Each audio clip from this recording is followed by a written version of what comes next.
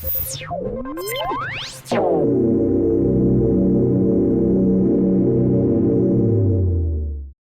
hello, hello again. Thank you for tuning in for another episode of The Doc is in, episode 7. And we're kind of veering back into the anger direction. Kind of starting to scare myself here. I want to talk to you a little bit about holding grudges, okay? Um, I've heard holding grudges defined a lot of different ways. A lot of people are like, being mad with other people is like, drinking poison and waiting for them to die, and all those kinds of really colorful phrases. One thing I've learned over the course of my life is I'm really good at holding grudges. But the bad part is I begin to question who it benefited. As an adult, I'm a lot better about this, but like growing up, I'd say right up until maybe 5, 6 years ago, I would hold a grudge in a way that just you'd be like, oh snap, I know that can't be healthy. Because literally, if you were on my bad side, you could write your name down and put a black Sharpie line through it because you were dead to me. That's just, it is what it is. I'm human and I just have to tell you my truth, okay? Um, and two people that I want to talk about specifically where that's concerned are my brother, my biological brother, and my father's mother, my paternal grandmother. Um, so, oddly enough, both of these started in a way that would, I guess, it would set up a certain level of hurt. Okay, so let me start off with my brother. Um, my brother was, and I say was, he passed away. Um, Growing up, my brother was 9 years older than me. And so as a kid, I looked up to my brother in every sense of the word. Like, I just felt like he was the smartest, funniest, most talented person I'd ever met. He could sing, and so that was just like, and he was somebody who would always get a lot of attention for the things that he did. He was smart, so that got him attention. He was like the first one in our family who got a master's degree.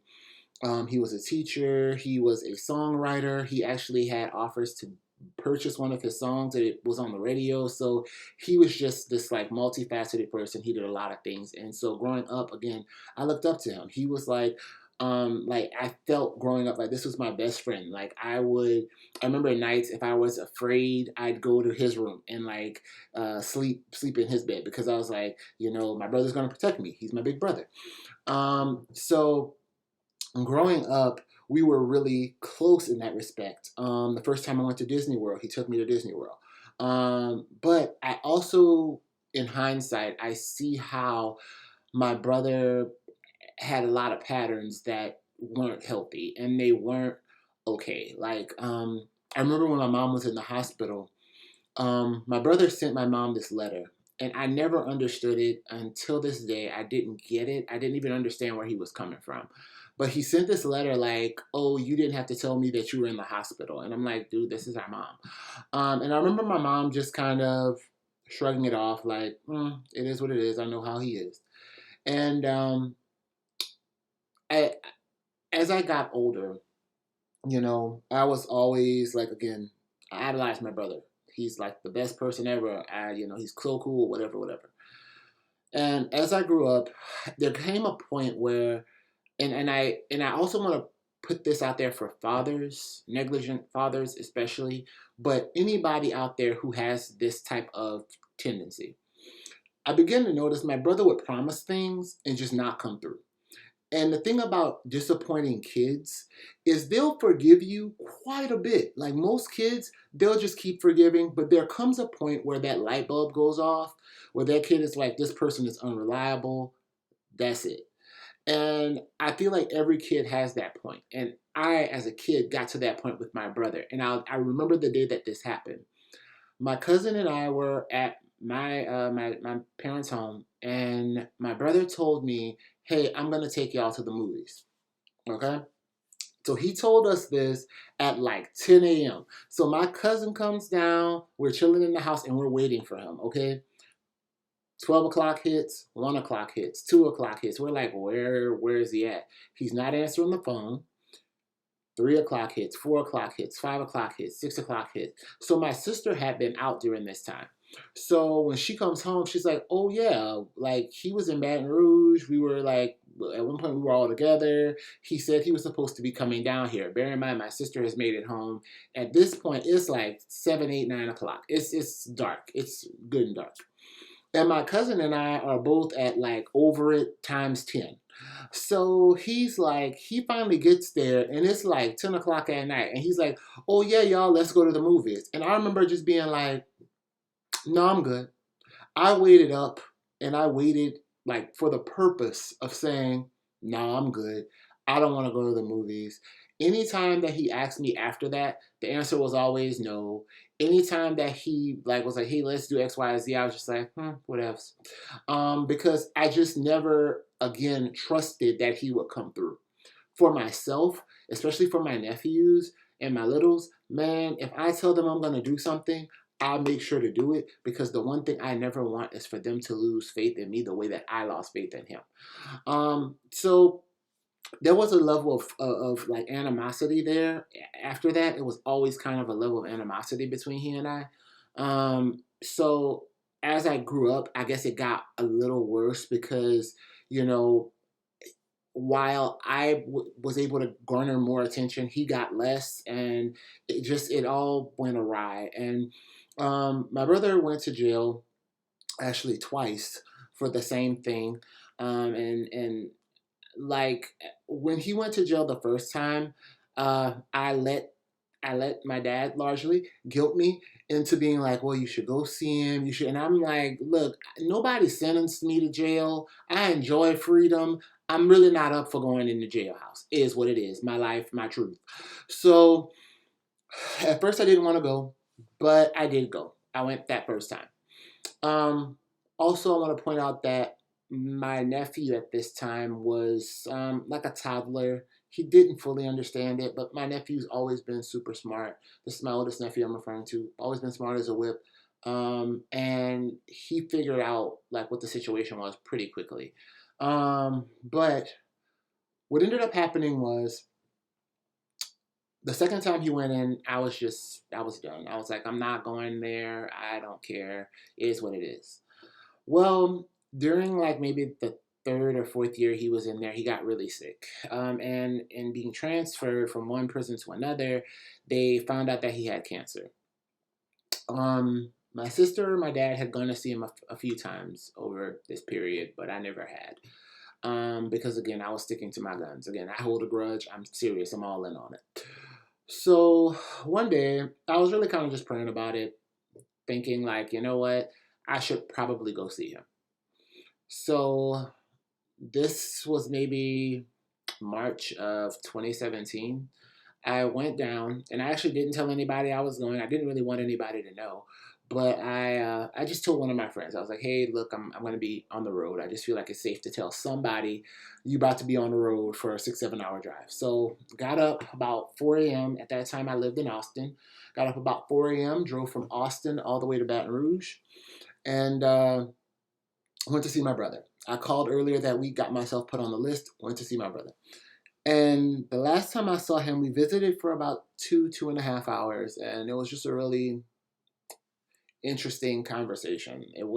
We just kind of joked around, talked about TV shows and whatnot. And when I saw him, though, I was a little startled. His look was a bit emaciated. He didn't look like himself at all.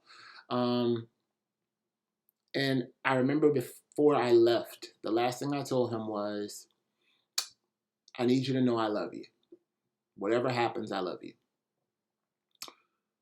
The following Saturday, we got word that he had actually died.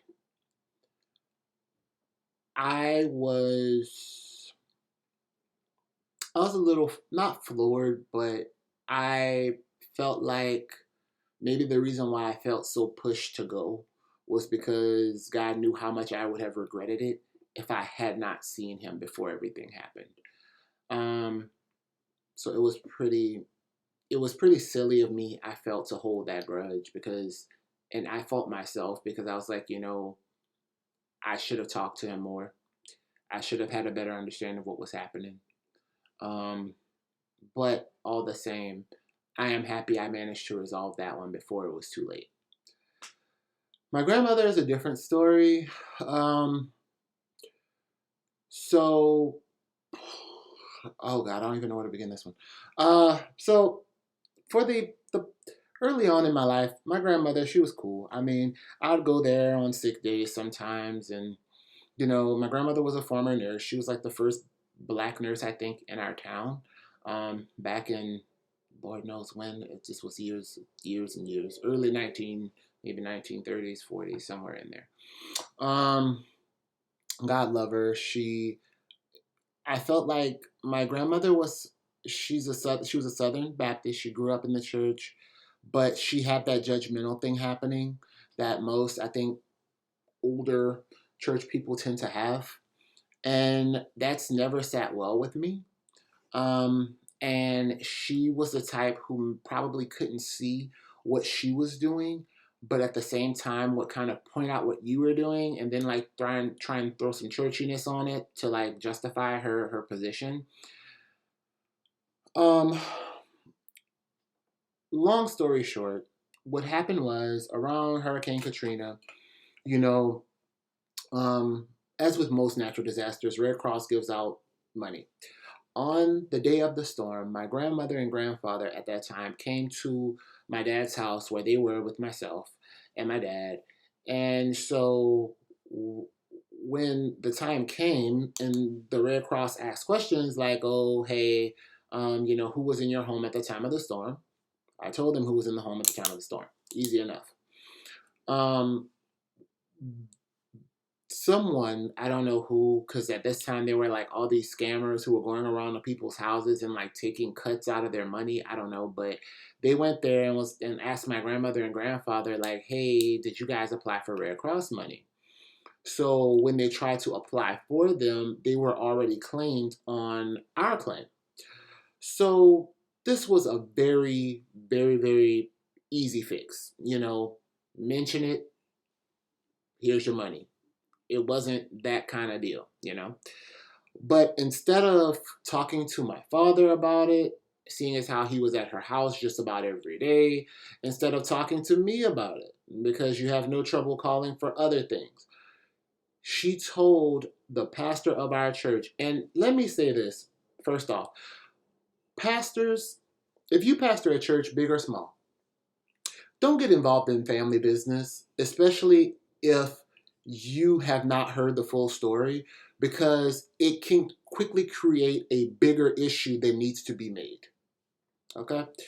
So she tells the pastor of our church, who I'm sure tells any number of other people, because these are small town Southern pastors. These are not necessarily people who've gone to universities and learned other things. These are people who've been called. I'll go on. So, okay, I'm called into the pastor's office after church one Sunday, and no big deal. Not nothing out of the ordinary to hear that the pastor wants to talk to me about something. So I'm like, "Hey, pastor, what's up? How's it going?" And he asked me. He's sitting there with this. I don't even know what to call the look. Maybe judgmental, maybe prejudgy. I don't know. You name it. And he's like, "Oh, have you done anything lately that maybe you're disappointed in yourself about?" And I was like, other than sitting through that long, boring sermon, no. But no, I'm just kidding. Have a joke. He says, well, your grandmother said that you stole some money from her, and I was like, beg your pardon? Do you want to run that one by me again? Your grandmother says you stole some money from her, and I said, well, Pastor, I assure you that that's a misunderstanding, but I'll take care of it. I'll go talk to her about it. And honestly, I said I would talk to her about it, but I resolved when I walked out, I was like, I'm never talking to her again. I told my dad what had happened, and he clarified it with her, and I was like, you can give her the money back. I mean, it's not a big, like, it was never an issue about the money. The issue is all you had to do was say something. Like, how simple would that have been? So honestly, although that may seem like a small thing, I'm sorry, but a lot of people care about their appearance, or their reputation.